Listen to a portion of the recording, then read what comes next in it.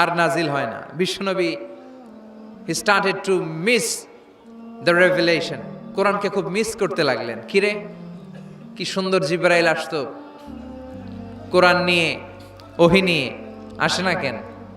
নাজিল হচ্ছে না কেন? এখন বিশ্বনবী কোরআন পেলে কোরআন প্রচার করত, কোরআনের আয়াতগুলো সবার সাথে শেয়ার করত। এখন নাজিলও হয় না, শেয়ারও করতে পারে, প্রচারও করতে পারে, প্রচার কার্যক্রম বন্ধ। কাফেরদের মধ্যে গুনগুন শুরু হয়ে গেল, মুহাম্মদ তোর রব তোরে ভুলা গেছে। নাউজুবিল্লাহ কইবেন না? তোমার রব তোমারে ভুলে গেছে, তোমার আল্লাহ তোমার উপর অসন্তুষ্ট হয়েছে। কোন বর্ণনায় এসেছে 15 দিন, কোন বর্ণনায় 1 মাস, কোন বর্ণনায় 3 মাস, কোন বর্ণনায় 6 মাস ওহী নাজিল বন্ধ ছিল। বিশ্বনবী ওহীকে মিস করতে লাগলেন। ঘটনা কি? ওহী নাজিল হয় না কেন? আমি এখন কি প্রচার করব? বিশ্বনবী আর কিছুই প্রচার করতে পারছেন না, নাজিলও হয় না, উনিও প্রচার করতে পারেন না। কারণ বিশ্বনবী তো মন গড়া কিছু বলেন না। বলেন, ওমা ইয়ানতিকু আনিল হাওয়া ইন হুয়া ইল্লা ওয়াহয়ুই ইউহা। আল্লাহর ওহী আসলে বিশ্বনবী বলে, তা না হলে বিশ্বনবী বলে। বিশ্বনবী যাই নাজিল হতো প্রচার করে দিতেন, আয়াত ওনার উপর অবতীর্ণ হতো মানুষের সাথে শেয়ার করে দিতেন। এখন আয়াত নাজিল হয় না, বিশ্বনবীও শেয়ার করতে পারে না। সাহাবারা বলল, বিশ্বনবী আয়াত নাজিল হয় না কেন? বিশ্বনবী বলে, আমি কিছু জানি না। কাফির মুশরিক মহলে গুনগুনানি শুরু হয়ে যায়। ঘটনা কি? মুহাম্মাদের রব মুহাম্মদরে ভুইল্লা গেছে, মুহাম্মদের রব মুহাম্মদরে ছাইরা দিছে, মুহাম্মদরে আর পছন্দ করে না, এজন্য কোনো আয়াত নাজিল করে না। বিশ্বনবীর চাচি আবু লাহাবের স্ত্রী উম্মে জামিল বলল, মুহাম্মদ তোমার শয়তানটা বুঝি তোমার কাছে আসে না? এই শয়তান দ্বারা উদ্দেশ্য নিয়েছে জিবরাইল আলাইহিস সালামকে। নাউজুবিল্লাহ পড়েন। এবার বিশ্বনবী টেনশনে পড়ে গেলেন। ঘটনা কি রে? কি ভুল আমার হয়? কি অন্যায় আমি করলাম? কি ভুল আমার হচ্ছে? কি ত্রুটি আমার, যে কারণে আল্লাহ আমারে পছন্দ করে না? 3 মাস 6 মাস হয়ে যায়, আকাশ থেকে কোনো ওহী নাজিল হয় না। কি আমি করলাম? আমার মনে হয় আমার কোনো ভুল হয়েছে, আমার কোনো ত্রুটি হয়েছে, অন্যায় হয়েছে, যে কারণে আমার আল্লাহ আমারে পছন্দ করে না। মাঝে মাঝে আমাদের জীবনে এরকম হতাশা আছে না নাই? কিরে, আমি এত দোয়া করি কবুল হয় না কেন? আমার জীবনে এত দুঃখ কেন? আমার জীবনে এত কষ্ট কেন? আমার জীবনে তো ভালো কিছু হয় না। সবাই হুর হুর করে এগিয়ে যায়, কত সুন্দর ক্যারিয়ার, বিসিএস হয়ে যায়, সরকারি জব হয়ে যায়, ব্যবসায় লালে লাল, আমার তো কিছু হয় না, আমার কিচ্ছু হলো না। এরকম হতাশা আছে না নাই? এই সূরা আপনাকে শিখাতে চায়, don't be sad, don't be frustrated, don't be upset. Upset হয়ো না, হতাশ হয়ো না, ভরসা রাখো কার উপর? আজীবন হতাশাগ্রস্ত মানুষের জন্য এই সূরাটা একটা আলোকবর্তিকা আর মশাল হয়ে কাজ করবে। সুবহানাল্লাহ পড়েন। মোটিভেশনাল সূরা। আল্লাহু আকবার। বিশ্বনবী চিন্তায় পড়ে গেলেন, মনে হয় ভুল হয়েছে। কেন ওহী আসে না? কি আমার অপরাধ? কেন কোরআনের আয়াত নাজিল হয় না? কেন আল্লাহ ওহী পাঠায় না? বিশ্বনবী যখন চিন্তিত, বিশ্বনবী যখন হতাশ, তখন আল্লাহ নাজিল করলেন ওয়াদ-দুহা, ওয়াল-লাইলি ইযা সাজা, ওয়াদ-দুহা, আলোর শপথ, ওয়াল-লাইলি ইযা সাজা, আর রাতের শপথ, যখন রাতটা নিঝুম হয় আর হয় নিস্তব্ধ। সুবহানাল্লাহ কইবেন না? আল্লাহ আলোর শপথ করলেন। এজন্য হতাশ হবেন না। C the Sunlight, go out, C the nice day. কত সুন্দর দিন, কত সুন্দর আলোক উজ্জ্বল দুপুর, কত সুন্দর সকাল। সুবহানাল্লাহ পড়েন। হতাশ হবার কোনো কারণ নাই। আপনার আল্লাহ আপনার সাথে আছে না নাই? আপনি আপনারা যত ভালোবাসেন তার চেয়েও আপনারা বেশি ভালোবাসে কে? আপনার বাবা মা আপনারা যত মায়া করে তার চেয়েও আপনারা বেশি মায়া করে কে? আল্লাহ বললেন ওয়াদ-দুহা, সকালবেলার সূর্য কিরণের শপথ, ওয়াল-লাইলি ইযা সাজা, আর রাত্রির শপথ, রাত্রিটা যখন নিঝুম হয় আর নিস্তব্ধ হয়। সুবহানাল্লাহ পড়েন। তাহলে আল্লাহ আলো আর অন্ধকারের শপথ বা কসম কাটলেন, ঠিক কিনা? আলো দ্বারা আল্লাহ তাআলা ওহীর আগমনকে বুঝিয়েছেন, আর অন্ধকার দ্বারা ওহীর অনুপস্থিতি বুঝিয়েছেন। সুবহানাল্লাহ। আল্লাহ বুঝাতে চাইলেন, নবী আমি আপনার উপর রাগ করি নাই, আমি আপনারে ভুলে যাই নাই, যেমনটা কাফির মুশরিকের বাচ্চারা বলে। আমি আপনারে ছেড়ে দেই নাই, আমি আপনার উপর অসন্তুষ্ট হই নাই। সব সময় যদি সূর্যের আলো থাকে, রাত্রে ঘুমাইতে পারবেন? ধরেন 365 দিনই খালি আলো আর আলো, খালি সূর্যের আলো, রাত আর নাই, ভাল লাগবে? আবার সব সময় রাত, সূর্যের আলো নাই, ভাল লাগবে? রাত দিন দুইটার দরকার আছে না নাই? এই আলো দ্বারা আল্লাহ ওহির কথা বুঝালেন। আল্লাহ বুঝাতে চাইলেন, নবী আলোর শপথ আর অন্ধকারের শপথ, আমি যেমনি আলোর পর অন্ধকার দেই, তেমনি ওহির পর মাঝে মাঝে ওহি না পাঠিয়ে আপনাকে বিশ্রাম নেওয়ার সুযোগ করে দেই। বিশ্বনবীর কত ভালোবাসতেন আল্লাহ, কারণ ওহি রিসিভ করার মধ্যে একটা কষ্ট আছে না নাই? ও নবী, সব সময় যদি ওহি নাজিল হয়, আপনার স্নায়ু, আপনার দেহ, আপনার মাংসপেশি এই ওহি রিসিভ করতে পারবে না, আপনার স্নায়ু এটা বরদাস্ত করতে পারবে না। ওহির একটা কিরণ আছে, সূর্যের যেমনি তেজ আছে, আলো আছে, ওহিরও কিরণ আছে। সব সময় এই কিরণ আকাশ থেকে আপনার গায়ে পড়লে আপনি সহ্য করতে পারবেন না। তেমনি আলোর পরে যেমনি আধারের দরকার, কিছুদিন ওহি আসার পরে ওহি বন্ধ থাকার দরকার আছে না নাই? সুবহানাল্লাহ পড়েন। বিশ্বনবীর আরামের জন্য আল্লাহ ওহি বন্ধ করে দিলেন। আল্লাহু আকবার। কারণ সব সময় ওহি আসাটা ভালো না। সব সময় হয়ে আসলে বিশ্বনবী সহ্য করতে পারতেন না। কারণ মা আয়েশা বলতেন, শীতের রাতে যখন বিশ্বনবীর উপর ওহি নাজিল হতো, ওহির প্রেসারে বিশ্বনবীর গলার দাড়ি দিয়ে ঘাম ঝরে ঝরে পড়তো। আমরা তো মাগনা কোরআন পাইছি, কোনো কষ্ট করা লাগে নাই, কোনো পরীক্ষা করা লাগে নাই। বিশ্বনবী যখন কোরআন রিসিভ করতেন, মিসলা সলসলাতিল জারাস, বুখারীর বর্ণনা, ঘন্টার ধ্বনির ন্যায় দপ্তরি যখন হাই স্কুলের ছুটি দেওয়ার জন্য ধামধাম করে ঘন্টা বাজায়, এর কাছে যে কান লাগিয়ে দাঁড়িয়ে থাকা যায়, যেরকম বিকট আওয়াজ হয়, এরকম আওয়াজে ওহি আসতো। আর এই ওহি রিসিভ করতে যে মাঘ মাসের কনকনে শীতের রাতে বিশ্বনবী ঘেমে ঘেমে একাকার হয়ে যেতেন। আবার বিশ্বনবী যখন ওটের উপরে বসা অবস্থায় ওহি নাজিল হতো, ওহির ভাড়ে, ওহির চাপে, ওহির প্রেসারে, কোরআনের প্রেসারে ওটের বুকটা জমিনের মধ্যে লেগে যেত। আবার ঘোড়ার উপরে বসে থাকা অবস্থায় যখন কোরআনের আয়াত ওহি নাজিল হতো, ঘোড়ার পা গুলো মরুভূমির বালুর ভেতরে দেবে যেত। বিশ্বনবীর এক সাহাবা যায়েদ রাদিয়াল্লাহু তাআলা আনহুর পায়ের মধ্যে মাথা রেখে বিশ্বনবী একবার ঘুমাচ্ছিলেন। 1 ঘন্টা 2 ঘন্টা ঘুমিয়ে রইলেন, যায়েদ মাথায় ব্যথা পায় না। হঠাৎ বিশ্বনবী ঘুম থেকে জাগলেন। জাগার পর ওইখানে কি হয়েছে? এত গ্যাদারিং এর ভেতরে সমস্যা তো হবেই, গরম লাগবে, ধাক্কা ধাক্কি, আমারা দেখা যাবে না, এই ভাই আপনি সরেন, এই ক্যামেরা নামাও, এগুলো বলা যাবে? এগুলো বললে আজকে আমি ওয়াজ করতে পারবো? যে যেইখানে যে অবস্থায় আছেন আল্লাহর ওয়াস্তে বসেন। আমি আর অল্প কয়েক মিনিট কথা বলবো। আমি জানি অনেকে আমাকে দেখতে পাচ্ছেন না, মাইকের অবস্থাও ভালো না, যতটুকু শোনা যায় পিন ড্রপ সাইলেন্ট লাগবে, পিন পতন নীরবতা। নীরব না হলে তো ওয়াজ করা যাবে? আর কোনো আওয়াজ শুনবো আমি? তাহলে থামেন। ওহি রিসিভ করতে বিশ্বনবীর কত কষ্ট হতো খেয়াল করে শুনেন। আবার ডানে বায়ে তাকায়। সাভারের ভাইয়েরা এদিকে তাকান, আমার দিকে হয়েছে, বাস আমার দিকে তাকান। ওহি রিসিভ করতে বিশ্বনবীর কত কষ্ট হতো। যায়েদ রাদিয়াল্লাহু তাআলা আনহুর পায়ের মধ্যে মাথা রেখে বিশ্বনবী শুয়ে আছেন। 1 ঘন্টা 2 ঘন্টা শুইলেন, উনি ব্যথা পায় না। হঠাৎ বিশ্বনবী ঘুম থেকে জাগলেন। জাগার সাথে সাথে আকাশ থেকে কোরআনের আয়াত নাজিল হতে লাগলো। আর যায়েদ বলে, 2 ঘন্টায় আমার কিছু হয় না, কিন্তু যখনই আমার রানের মধ্যে মাথা রেখে বিশ্বনবী শুয়ে আছেন আর কোরআনের আয়াত নাজিল হতে লাগলো, আমার মনে হচ্ছে আমার রানটা ফেটে টুকরা টুকরা হয়ে যাবে, আমার হাড্ডি ফেটে খান খান হয়ে যাবে। ওহির ভার, তার মানে একটা কাঠিন্যতা আছে না নাই?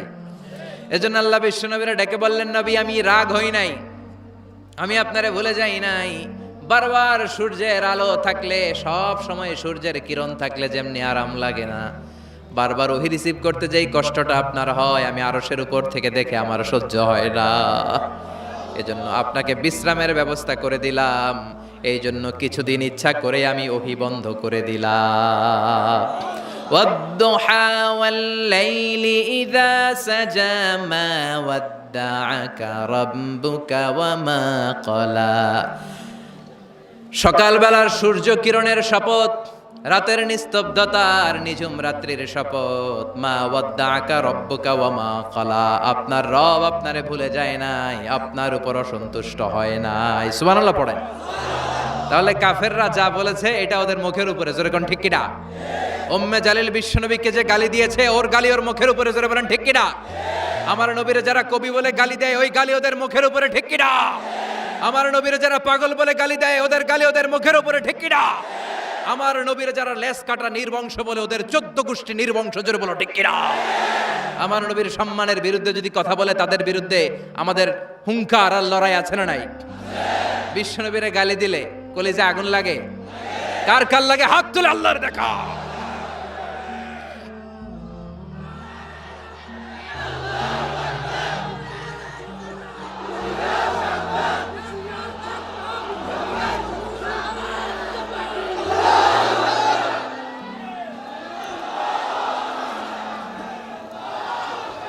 বিশ্বনবীর সম্মান, এটার কোনো তুলনা হয়?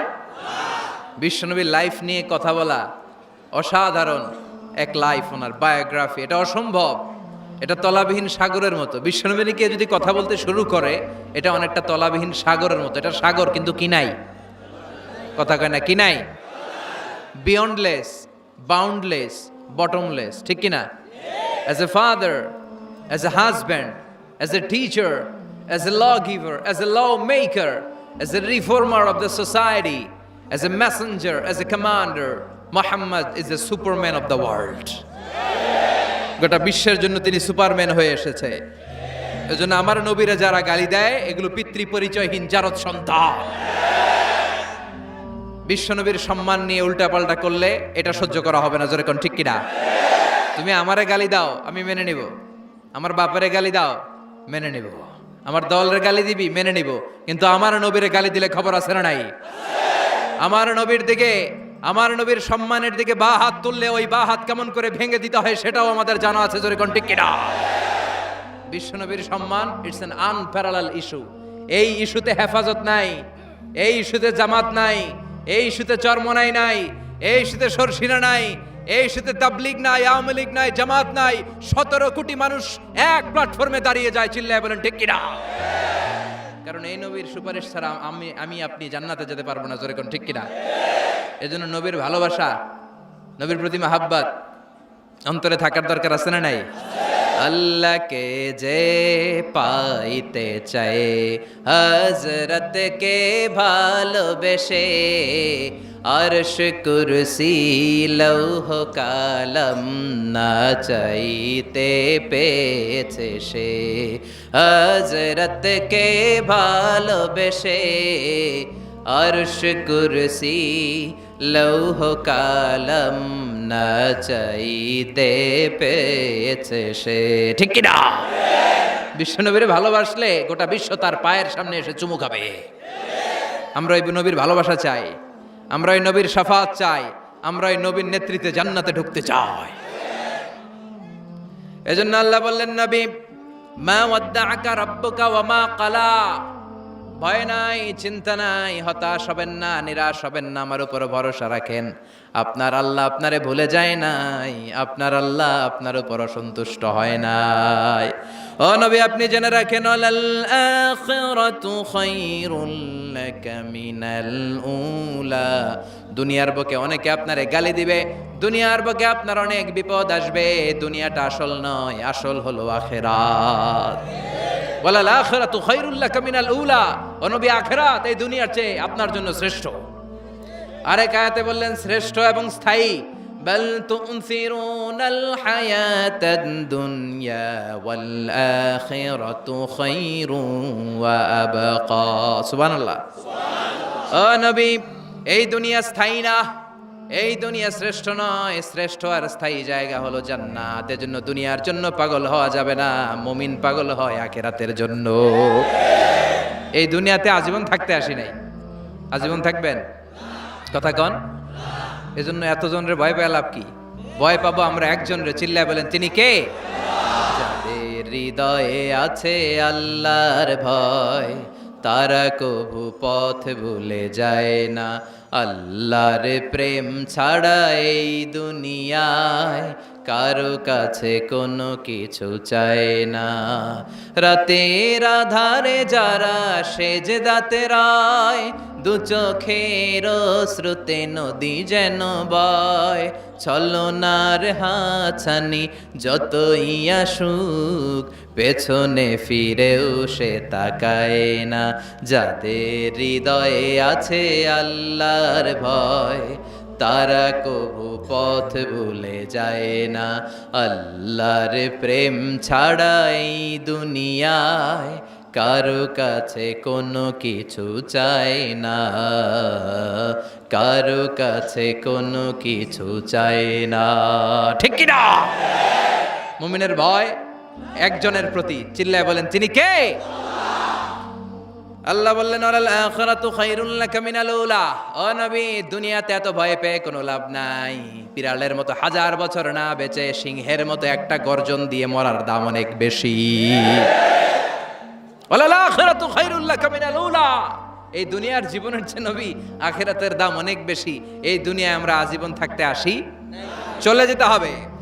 এরপরে বিশ্বনবীকে আল্লাহ সান্ত্বনা দিচ্ছেন, নবী আপনি হতাশ হবেন না, নিরাশ হবেন না, ভরসা রাখেন। ওয়ালা সাউফা ইউতিকা রাব্বুকা ফাতারদা। আপনার প্রভু অচিরেই আপনাকে এমন এমন জিনিস দান করবে, এই জিনিসগুলো পেয়ে আপনি খুশি হয়ে যাবে। কি সুন্দর ওয়াদা। ও নবী, আপনি হতাশ হবেন না, আপনি টেনশন নিয়েন না, আমি তো আছি। সুবহানাল্লাহ পড়েন। কে বলে? জোরে বলেন, কে বলে? বিশ্বনবীরে বললেন ওয়ালা সাউফা ইউতিকা রাব্বুকা ফাতারদা। আপনার রব অচিরে এমন কিছু আপনারে দিবে, আপনি খুশি হয়ে যাবেন। And verily indeed your Lord will give you something that will make you happy. সুবহানাল্লাহ পড়েন। অচিরেই আপনার রব আপনারে এমন এমন কিছু দিবে, এগুলো পেয়ে আপনি খুশি হয়ে যাবেন। নবীরে খুশি করাই আল্লাহর কাজ। এজন্য বিশ্বনবীর উপাধি দিয়েছেন আল্লাহ হাবিব। বিশ্বনবীকে আল্লাহ কি ডেকেছেন? আর ইব্রাহিম আলাইহিস সালামকে ডেকেছেন খালিল, মানেও বন্ধু, হাবিব মানেও বন্ধু। খালিল মানে এমন বন্ধু যে বন্ধু আল্লাহরে খুশি করার জন্য কাজ করে, আর হাবিব মানে এমন বন্ধু যেই বন্ধুরে খুশি রাখার জন্য আল্লাহ নিজেই কাজ করে। এজন্য আল্লাহ বললেন নবী ওয়ালা সাউফা ইউতিকা রাব্বুকা ফাতারদা। আপনার রব চিরে এমন এমন জিনিস আপনারে দান করবে, এগুলো পেয়ে আপনি খুশি হয়ে যাবেন। আল্লাহ তাআলা বিশ্বনবীরে কি কি দান করলেন, কি কি দিয়া বন্ধুরে খুশি রাখলেন, রাজি রাখলেন, শুনবেন? সবাই শুনবেন না? সবাই শুনতে রাজি আছেন? নাম্বার 1, মক্কায় বিশ্বনবী দেখতে পেলেন দাওয়াতি কাজের তো বেশি অগ্রগতি হচ্ছে না, কি করা যায়? তিনি স্ট্র্যাটেজি চেঞ্জ করলেন, ভিআইপিসদের কাছেও দাওয়াত দেওয়া শুরু করলেন। দেখেন না, সুবিধাজনক অবস্থানে যাওয়া যাচ্ছে না। তিনি দেখলেন মক্কায় 2টা ফিগার সবচেয়ে শ্রেষ্ঠ ফিগার, এই 2টার একটা যদি কালিমা পড়ে তাহলে ইসলামের জন্য সুবিধা হয়ে যায়। বিশ্বনবী আল্লাহর কাছে দোয়া করতে লাগলেন, আল্লাহুম্মা আইজ্জাল ইসলামা বিআহাব্বির রাজুলাইনি ইলাইক। আল্লাহ, 2জন লোকের নাম এখন আমি বলবো, যেই লোকটারে ভালো লাগে এই লোকটার মুখ দিয়ে শাহাদা বাণী উচ্চারণ করে তুমি ইসলামের বিজয় দান করে দাও। দোয়া শুরু করে দিলেন, আল্লাহ 2জন লোকের একজনকে তুমি আমার অনুসারী বানিয়ে দাও। এই 2জনের যারে তোমার ভাল লাগে, আল্লাহুম্মা আইজ্জাল ইসলামা বিআহাব্বি হাযাইনির রাজুলাইনি ইলাইক। 2জন লোকের নাম আমি দোয়ায় বলবো, যারে ভাল লাগে তারে দিয়ে ইসলামকে বিজয় দান করো। 1 নাম্বার ওমর ইবনে খাত্তাব, 2 নাম্বার আবি জাহাল ইবনে হিশাম। হিশামের বেটা আবু জাহেলের কালিমার পতাকায় আনো, না হয় খাত্তাবের বেটা ওমর রে আনো। আল্লাহ ওমরের জন্য দোয়াটা কবুল করে নিলেন। ওমরে ফারুক বিশ্বনবীর কল্লা কাটার জন্য তলোয়ার নিয়ে ধেয়ে আসছে। তার আগের রাতে বিশ্বনবী তাহাজ্জুদে কেঁদে কেঁদে এই দোয়াটা করেছে। বিশ্বনবীর চাচা হামজা ইবনে আব্দুল মুত্তালিব ওমরে ফারুককে দেখে বিশ্বনবীর কাছে দৌড়ে আসলেন। বিশ্বনবী তখন আরকাম ইবনে দারুল আরকামের ঘরে সাফা পাহাড়ের পাদদেশে বসে লুকিয়ে লুকিয়ে দাওয়াতি কাজ করতেন। ভাতিজার কাছে এসে বললেন, ও নবী, আমার ভাতিজা ওমরে ফারুক তোমারে মারার জন্য নাঙ্গা তরোয়ার নিয়ে চলে আসছে, তুমি পালিয়ে যাও, আমরাও পালাই। বিশ্বনবী বললেন, না চাচা, আপনি সরে যান, অন্যান্য সাহাবাদেরকেও সরে যেতে বলেন। আমার মনে হয় গত রাতে চোখের পানি ছেড়ে যেই দোয়াটা আমি আল্লাহর কাছে করেছি, কিছুক্ষণ পরেই দোয়াটা কবুল হতে চলেছে। ওমরে ফারুক আসলেন, তলোয়ারকে আছাড় মেরে বললেন, আশহাদু আন্নাকা রাসূলুল্লাহ, আশহাদু আল্লা ইলাহা ইল্লাল্লাহ ওয়া আন্নাকা মুহাম্মদ রাসূলুল্লাহ। ওমরে ফারুক এসে বললেন, নবী, আমি সাক্ষ্য দিলাম আল্লাহ ছাড়া কোনো ইলাহা নাই, আপনি ছাড়া কোনো রাসূল নাই। সুবহানাল্লাহ পড়ে। ফাতারদা, বিশ্বনবী খুশি হয়ে গেলেন। সুবহানাল্লাহ কইবেন না? আল্লাহ বললেন ওয়ালা সাউফা ইউতিকা রাব্বুকা ফাতারদা, ও নবী এমন এমন জিনিস আপনারে দিমু আপনি খুশি হয়ে যাবেন। আল্লাহু আকবার। তাহলে প্রথমে কেমনে খুশি করছে পাইলেন? পাইছেন? ওমরে ফারুককে কালেমার পতাকায় ঢুকাইয়া বিশ্বনবীর হৃদয়টারে ঠান্ডা করে দিলেন, বিশ্বনবীরে খুশি করে দিলেন। বিশ্বনবী বললেন লা নাবিয়্যা বা'দি ওয়ালা রাসূলা, আমার পরে নবীও নাই রাসূলও নাই, তবে লাউ কানা বা'দি নাবিয়্যুন লাকানা ওমর, আমার পরে যদি কেউ নবী হতো আমার ওমর নবী হয়ে যেত। ওমরে ফারুককে মুনাফিকরা ভয় পেত, মুশরিকরা ভয় পেত, এমনকি শয়তানও ভয় পেত। মা সালাকা শাইতানু সালিকান ফাজ্জান ইল্লা সালাকা ফাজ্জান গায়রা ফাজ্জিক। বিষ্ণু বলতেন ওমর, শয়তান যদি তোমারে কোনো রাস্তা দিয়ে হাঁটতে দেখে, শয়তান ওই রাস্তা থুইয়া আরেক রাস্তা দিয়ে হাঁটে।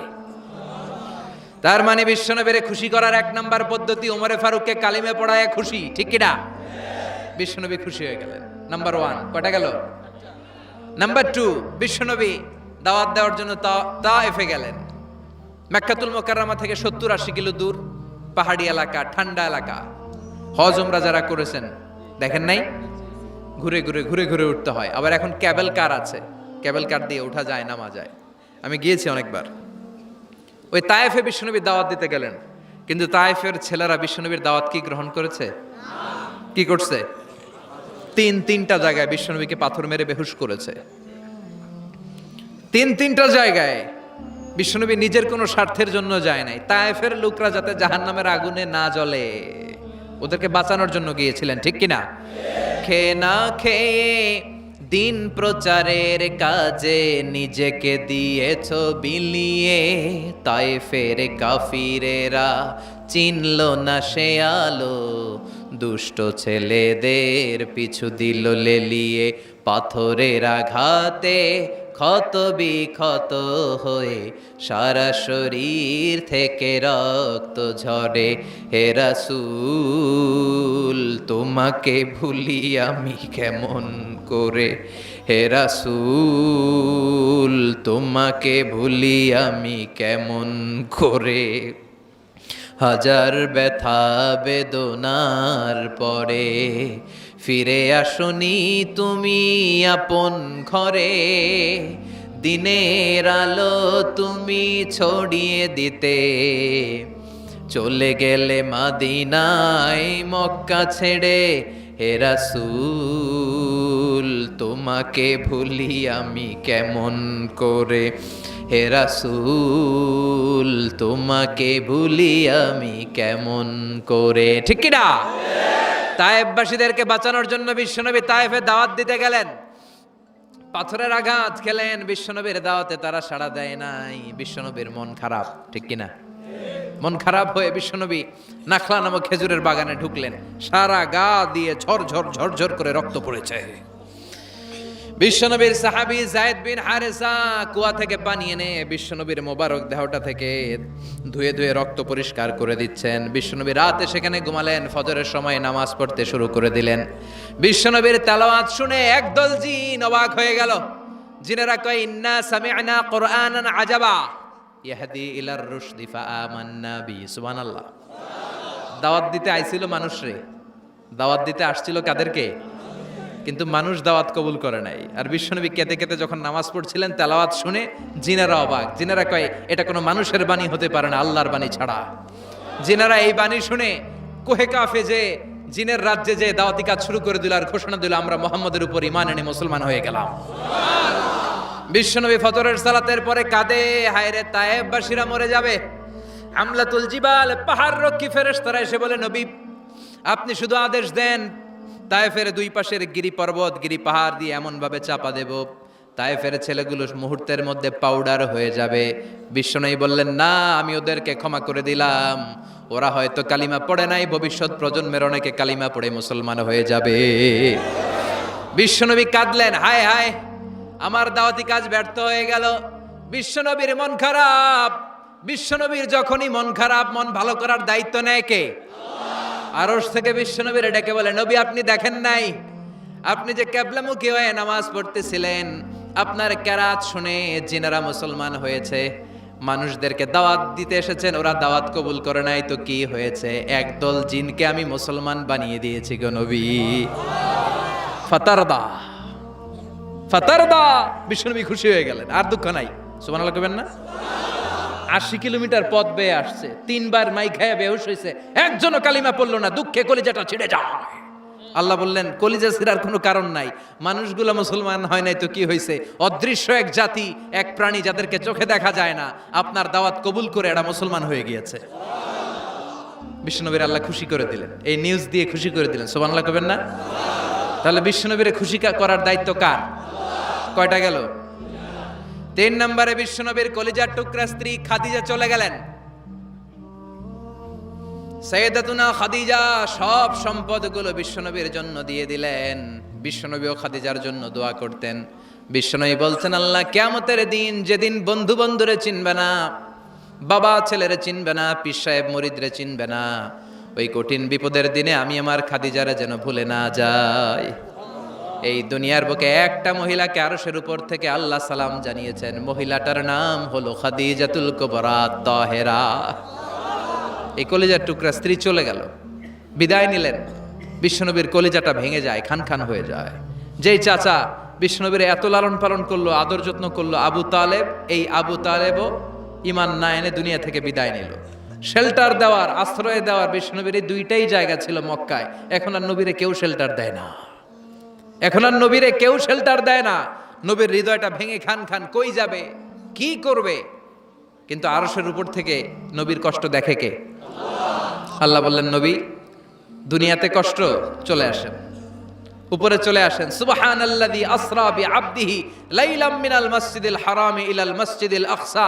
এই দুনিয়ায় থাকার দরকার নাই, আমি আপনারে আরশের মেহমান বানিয়ে মেরাজের মেহমান হিসেবে আপনারে আরশের উপরে কবুল করে নিলাম। চিল্লায় কোন সুবহানাল্লাহ। দুনিয়ার বুকে রাখেন নাই, সারপ্রাইজ দেওয়ার জন্য আল্লাহর আরশে তুলে নিলেন। চিল্লায় পড়েন আল্লাহু আকবার। ফাতারদা, বিশ্বনবী খুশি হয়ে গেলেন। যেখানে বিশ্বনবীর মন খারাপ, বিশ্বনবীর মন ভালো করে দেওয়ার দায়িত্ব কার? মেরাজের মাধ্যমে, সালাতকে গিফট দেওয়ার মাধ্যমে, জান্নাত আর জাহান্নামকে চাক্ষুষ দেখানোর মাধ্যমে, সরাসরি আল্লাহর কথাগুলো, আওয়াজগুলো কানে শুনিয়ে দেওয়ার মাধ্যমে বিশ্বনবীর হৃদয়টারে ঠান্ডা করে দিল কে?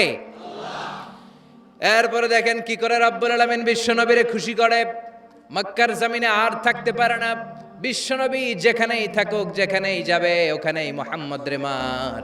মক্কার সবাই যখন একত্রিত হয়ে গেল, মক্কায় কোথাও থাকার যখন বিশ্বনবীর জায়গা নাই, বিশ্বনবীকে মদিনার মতো চমৎকার জায়গায় হিজরতের ব্যবস্থা করে দিল কে? ফাতারদা ওয়ালা সাউফা ইউতিকা রাব্বুকা। অচিরেই আপনার রব এমন এমন সুব্যবস্থা করে দিবে, এমন এমন বিষয় আপনার জীবনে এনে দিবে, আপনার জীবনটা ঠান্ডা হয়ে যাবে, আপনি খুশি হয়ে যাবেন। ও নবী, হতাশ হবেন না, নিরাশ হবেন না, ভরসা রাখবেন কার উপর? চিল্লায় বলেন কার উপর? মক্কায় যখন বিশ্বনবী থাকতেন, তিনি কাবার দিকে হয়ে নামাজ পড়তেন, কিন্তু মদিনায় যাওয়ার পরে আল্লাহ কেবলা চেঞ্জ করে দিলেন। বিশ্বনবীর ভাল লাগে না, বিশ্বনবীর মনে চায় ওনার বংশের গোড়া যেখানে ইসমাইল আলাইহিস সালাম ছিলেন, সাইয়েদনা ইব্রাহিম এসেছিলেন, ওই মক্কায় যদি কেবলাটা থাকতো কতই না ভালো হতো। ইহুদিরা যেদিকে নামাজ পড়ে, বিশ্বনবী ওই দিকে হয়ে নামাজ শুরু করলেন। কোন বর্ণনায় 16 মাস, কোন বর্ণনায় 17 মাস বিশ্বনবী নামাজ পড়ে, কিন্তু অন্তর ভালো লাগে না। قد نرى تقلب وجهك في السماء فلنولينك قبلة ترضاها فول وجهك شطر المسجد الحرام। আল্লাহ বললেন, নবী আমি বুঝি আপনি নামাজ পড়েন, আর নামাজের পরে আকাশের দিকে তাকান যে আমি কিছু কই কিনা। সুবহানাল্লাহ কয় না? আমি কেবলা পরিবর্তনের ব্যাপারে কোনো আয়াত পাঠাই কিনা? নবী আপনার দরদ, আপনার কষ্ট আমি বুঝতে পেরেছি। 17 মাস আপনারে পরীক্ষা করলাম, আর না, আমার আর সহ্য হয় না। কালকে থেকে কাবার দিকে আপনার কেবলা পরিবর্তন করে নামাজ শুরু করে দেন গো নবী। ফাওয়াল্লি ওয়াজহাকা শাতরাল মসজিদিল হারাম, টু দ্য ডাইরেকশন অফ কিবলা। যেখানেই থাকেন না কেন, হাইসুমা কুনতুম ফাওয়াল্লু উজুহাকুম শাতরা, এখন থেকে যেখানেই থাকেন আর বাইতুল মুকাদ্দাসের দিকে নয়, কাবার দিকে মুখ ফিরিয়ে নামাজ পড়বেন। কবুল করে নিব কে? বলা সাউফা ইউতিকা রাব্বুকা।